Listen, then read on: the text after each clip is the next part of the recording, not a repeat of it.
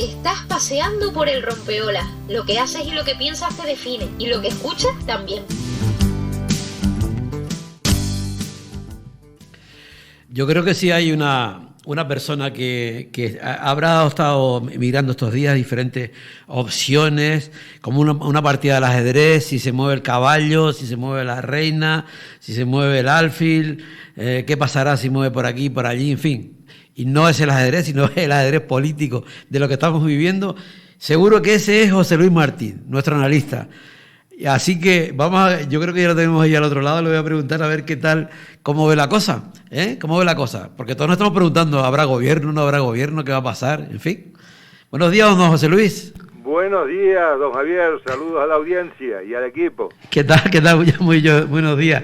Yo me imagino que antes te estaba definiendo en esa partida política de ver cómo se puede mover el tema, y cada vez se complica más. Ahora hay que ver ayer con un nuevo diputado del Partido Popular, de los votos del extranjero, que dificulta un poco el tema de lo que se presuponía que iba a ser fácil, ¿no? O más fácil.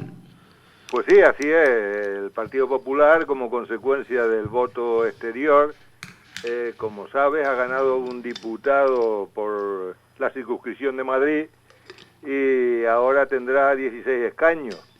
Bueno, además, es curioso, el diputado que gana es el señor Carlos García Danero, que si lo recuerdas fue aquel señor que junto a otro, pues en un ejercicio de transfugismo, votó en contra de la reforma laboral, desobedeciendo a su partido, la Unión del Pueblo Navarro, y que al final pues quedó claro que había sido esa decisión producida por un acuerdo con el PP, al cual se pasó y ahora ha sido premiado. No sabía, José Luis. O sea que entonces, porque este señor pertenecía a la Unión del Pueblo Navarro y luego se incorpora al Partido Popular, ¿no? ¿O cómo? Sí, lo que pasa es que no se presenta en Navarra, sino que lo presenta por la circunscripción de Madrid y ha sido elegido como el diputado número 16. Ya don Carlos García Danero ha recibido su premio. ¡Qué fuerte! No lo sabía, eso. Pues vale. Sí. O sea que se ha premiado, ¿no? Ha sido premiado por su transfugismo. Tremendo. Tremendo. Sí. Bueno, ¿cómo ve la cosa, José Luis? Bueno, pues aquí pasó lo de siempre. Han muerto 5 romanos y 4 cartagineses, ¿no? Pero después del recuento del voto cera, como tú bien acabas de apuntar, pues se produce una situación de empate técnico entre los dos bloques y los grupos que han manifestado pues su intención de apoyar a uno y a otro, Hay que tener en cuenta que hasta el 1 de agosto no se conocerán los resultados definitivos, ¿no? Que será el día en el cual la Junta Electoral Central los proclame. No obstante, ya no se prevén más cambios significativos. Bueno, no se prevén más cambios, ¿no? Sí. El cambio que se ha producido, como tú bien has apuntado, ha sido generado por el voto cera. Y es conveniente quizá pues aclarar qué es esto del voto cera, porque lo oímos en los medios de comunicación. Cuando hablamos de voto cera nos estamos refiriendo al voto de los residentes ausentes, es decir, los ciudadanos españoles que viven en el exterior y que figuran como residentes ausentes en España.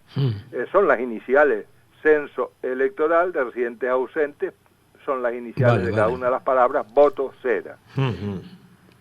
Es conveniente recordar también que el Congreso de los Diputados está compuesto por 350 diputados y que la mayoría absoluta la tendría aquel que sumase 176 votos a favor.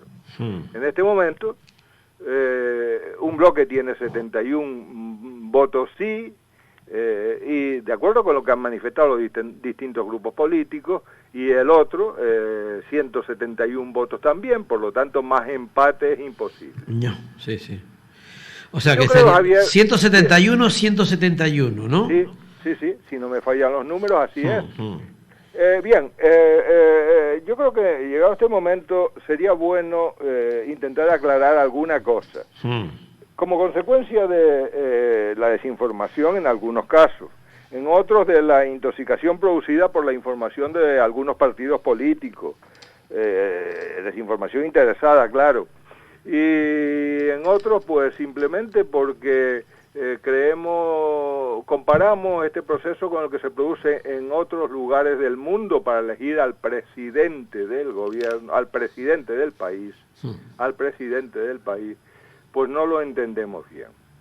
¿Qué estamos eligiendo en España? Estamos eligiendo el presidente del gobierno, pero el presidente del gobierno en España es en realidad lo que en otros países sería el primer ministro. Un primer ministro reforzado, es verdad, porque estamos en una democracia constitucional.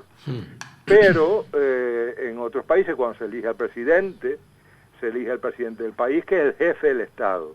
El jefe del Estado, pues, es elegido en muchos de ellos por una votación directa, con una o dos vueltas, en la mayoría con segunda vuelta. Pero lo eligen directamente los ciudadanos con su voto. Aquel que tenga mayoría suficiente será elegido presidente del país, jefe del Estado del país. En nuestro país, el jefe del Estado no lo podemos elegir, no lo podemos votar. Como consecuencia de la Constitución del 78 ha sido restablecida la monarquía y el jefe del Estado fue don Juan Carlos de Borbón, y dice la Constitución que serán aquellos que sean herederos de don Juan Carlos de Borbón. Es decir, que la sucesión será la siguiente.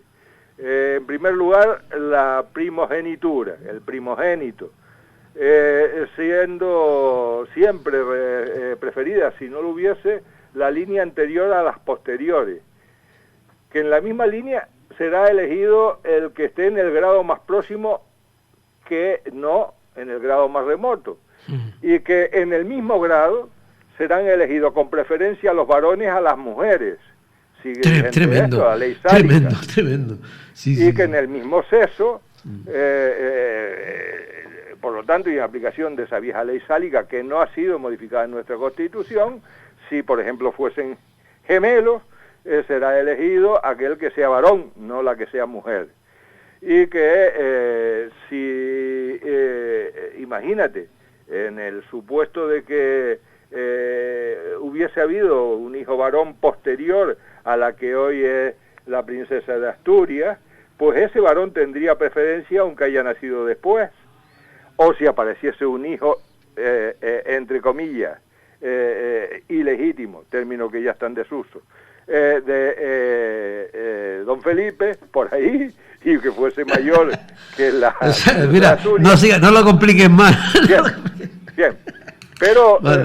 Otro apunte que yo creo que es importante. Sí. No, pero sí nos da una visión, o sea, esa es la realidad que me parece que es una realidad del año de la Reconquista, pero bueno.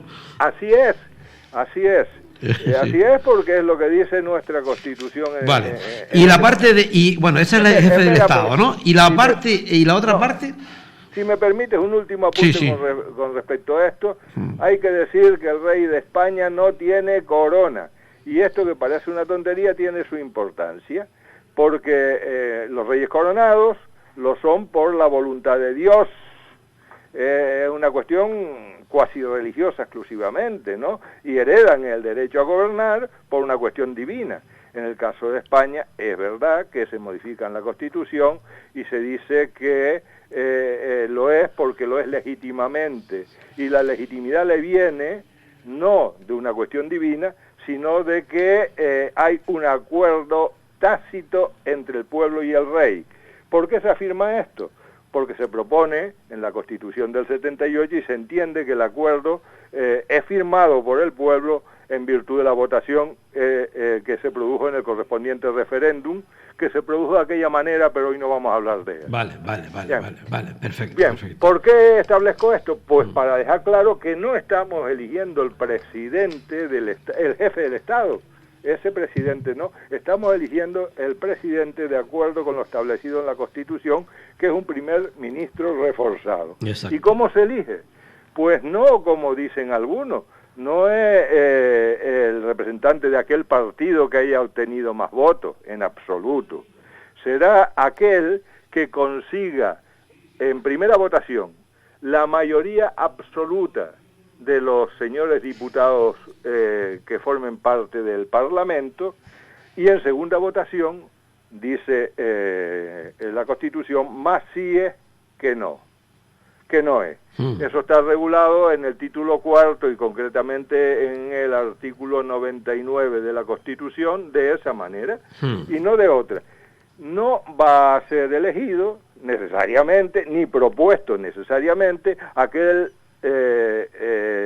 persona que encabeza las listas del partido más votado, sino aquel que previsiblemente tenga más apoyos, digamos. Más apoyo. Y hombre, si no se ha producido la votación, es absurdo que hablemos de eso. Eso no se sabe hasta que se vote. Pues sí, porque el artículo 99.1 de esa Constitución le encomienda al rey que haga el siguiente trabajo. Dice que el rey, previa consulta de los representantes designados por los diferentes grupos políticos con representación parlamentaria, y a través del presidente del Congreso propondrá un candidato a la presidencia del gobierno. Fijémonos bien en dos palabritas, o tres palabritas.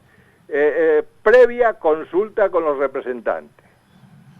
Previa consulta. El rey no tiene, por tanto, obligación de proponer al candidato más votado, sino al que tenga más apoyo entre los grupos parlamentarios. Si no fuese así, sería del género tonto la ronda de consulta para hablar con los diferentes grupos y tantear cuál sería el sentido. Pero entonces primero habría que elegir al presidente del Congreso y todo ese tema, luego, claro, ¿no? Claro.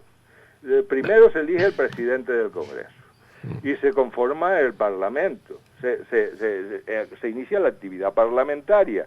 No, el rey no tiene plazo, el rey puede desde mañana, si lo cree conveniente, empezar a llamar a los diferentes grupos políticos. A la hora de la propuesta sí que ha de hacerla a través del presidente de las Cortes, del presidente del Parlamento. Pero la finalidad constitucional de estas consultas que hace el rey con los grupos parlamentarios, independientemente del número de escaños que tenga cada uno, es saber cuál de todos los candidatos, aquellos que opten a la presidencia, contaría con más posibilidades en una votación de investidura, no otra.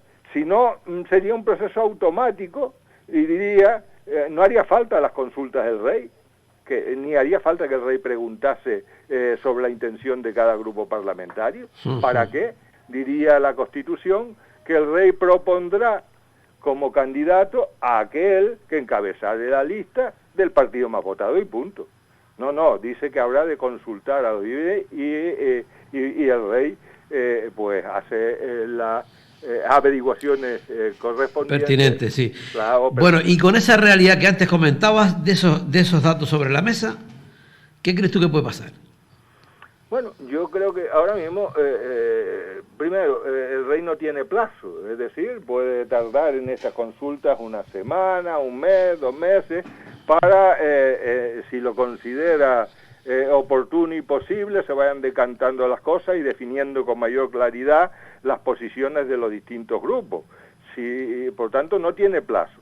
Una vez iniciado ese plazo, y una vez puesta en marcha la maquinaria de investidura, sí que hay un plazo máximo de dos meses, para que si uno fracasase y no hubiese otros candidatos alternativos,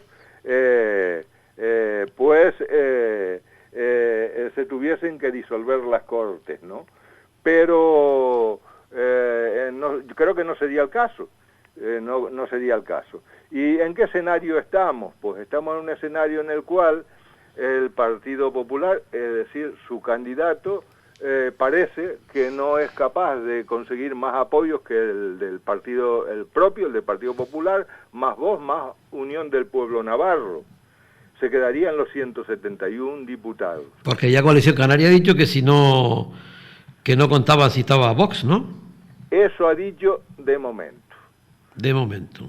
Bueno, el representante del Partido Socialista tiene sus propios votos, más los de Sumar, más los de Esquerra Republicana de Cataluña, más los de Bildu, más del PNV y el BNG, y también se quedaría en 171, de ahí el empate de partida. Pero claro, no hemos tenido en cuenta qué va a hacer Junts per Catalunya, y esos son 7 votos. Y uno que he dejado fuera, con toda la intención, es el de Coalición Canaria, que es 1. ¿Por qué lo he hecho? Bueno, porque aquí existen 2 posibilidades para que el representante del PSOE, el señor Sánchez, lograra la mayoría simple, es decir, más sí es que no es en segunda votación. Porque si Junts per Catalunya le apoya, están garantizados. 171 más 7 son 178. Sí. Si Junts per Catalunya no le apoya y decide pues unir sus fuerzas a la del PP y Vox para oponerse a que gobierne Sánchez, entonces no hay nada que hacer. Pero si Junts per Catalunya decidiese no votar sí, pero decidiese abstenerse, ahí cobraría especial importancia el voto de Coalición Canaria, porque ese voto podría determinar quién va a presidir el gobierno de España los próximos 4 años, o lo que dura la legislatura. Date cuenta que son 171, abstención de Junts, más el voto de Coalición Canaria, si se lo diese al Partido Socialista, serían 72.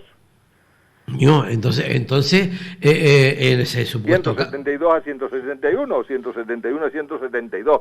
Tiene especial valor el disputado voto del señor Callo, ¿no? Mi madre, la verdad. Oye, no digo porque qué escenario, ¿no? Sí, leo y oigo en todos lados, creo que no me equivoco en lo que afirmo, que nada, que si Junts se abstiene ahora no hay posibilidades. Sí las hay, aunque Junts per Catalunya se abstenga y no vote a favor, si Coalición Canaria votase a favor del señor Sánchez. Sería un voto determinante en este supuesto, ¿no? ¿Y tú qué crees que haría Junts? Pues no lo sé porque Junts... Porque también ellos tienen también ellos tienen el sartén por el mango ahora de poder pedir y exigir lo que les diera la gana, ¿no? Sabiendo, claro, pero es que lo que les da la gana es complicado, porque están pidiendo 2 cosas que son muy difíciles de plantear, ¿no? Date cuenta que ambas son inconstitucionales. Están pidiendo un referéndum para preguntar sobre la independencia o no de Cataluña, o la amnistía. Ambas cuestiones son inconstitucionales, por lo tanto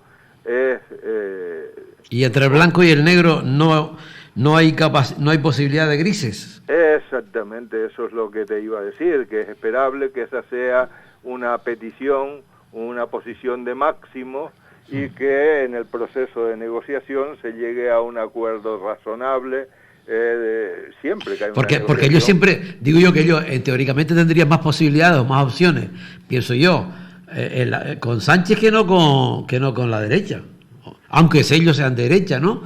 Precisamente por el pasado en Cataluña y todo lo que pasó, digo yo. Hombre, yo creo que ante las últimas afirmaciones que se produjeron desde ese bloque de la derecha, diciendo que nada de aplicar artículos excepcionales de la Constitución, poco menos que lo que hay que ir allí por la fuerza, dejar zanjado el asunto de Cataluña, y la posición que ha venido manteniendo el señor Sánchez y el gobierno actual de diálogo, de entendimiento, de negociación, de intentando pues restañar las heridas, etcétera, etcétera. Yo creo que parece razonable esperar que se produzca ese entendimiento.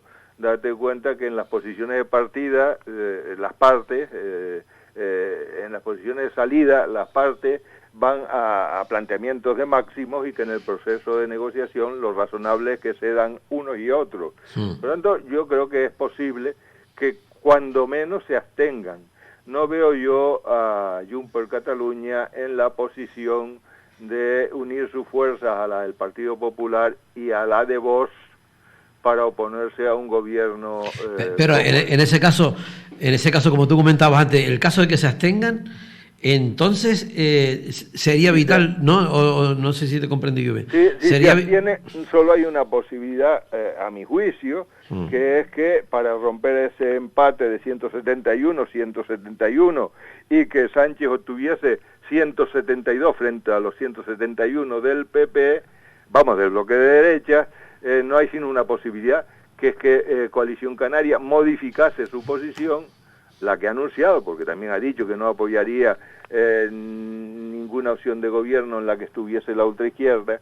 Yo no sé qué es eso, pero en fin, lo cierto es que tendrían que modificar su posición y votar a favor del señor Sánchez, con lo cual sería 172, 171, y aunque el resultado es muy ajustado, quien tenga más sí es que no en segunda votación resulta investido. ¿Y tú no crees que influiría también el hecho de que aquí en Canarias, por ejemplo, estén gobernando los dos? O sea, el PP y Coalición Canaria.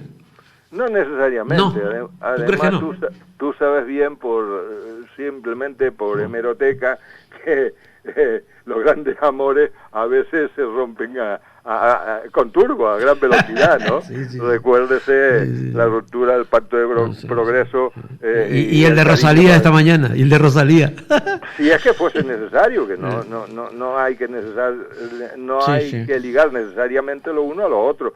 Obviamente, Coalición Canaria quedaría en una posición de fuerza, cobraría una importancia pues grande en esa negociación, y desde luego siempre han dicho que lo importante para Coalición Canaria es la defensa y la negociación en función de los intereses de las islas. Por lo tanto, no me parece nada disparatado pensar que si este es el escenario final, Coalición diese su voto favorable. Yo recuerdo hablar con Cristina Valido, precisamente en una entrevista aquí conmigo, y recuerdo preguntarle qué opción barajaban en cuestión de luego los diferentes pactos y tal, y ella me decía a mí que ellos no iban a pactar con...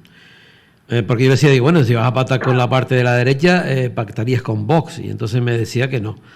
Bueno, me dijo textualmente me dijo que ella pactaría con Feijóo, y lo que haga Feijóo es cuestión de Feijóo, no de ella, no de Coalición Canaria, claro. En fin, que eso no se explica muy bien, ¿no? Sí, pero ese mismo argumento sirve para aplicarlo entonces al bloque de izquierda. Pactaría con Sánchez y lo que haga Sánchez es cosa de Sánchez, ¿no? Pero yo creo que las cuestiones se plantearán al final con bastante más pragmatismo, con bastante más realismo, y que realmente, bueno, valga la redundancia, se irá a un acuerdo que pueda ser beneficioso desde un sentido práctico para y mira, y el escenario y para las islas, ¿no? Ya, y el escenario de otras elecciones no lo ves. Sí, claro, ahí lo hemos dejado para el final, claro. Si en el plazo de 2 meses después de iniciado el proceso de investidura no hubiese ningún candidato obtuviese más síes que no pues el rey, ¿no?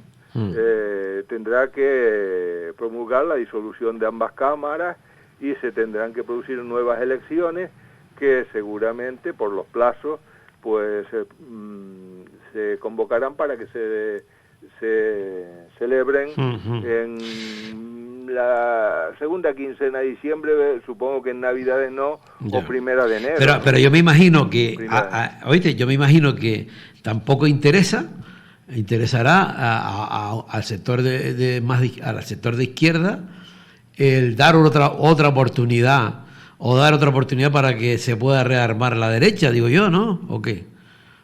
Pues esto está por determinarse. Suele decir, dicen los sociólogos, los politólogos, que aquel que sea responsable de forzar unas nuevas elecciones lo termina pagando en las urnas.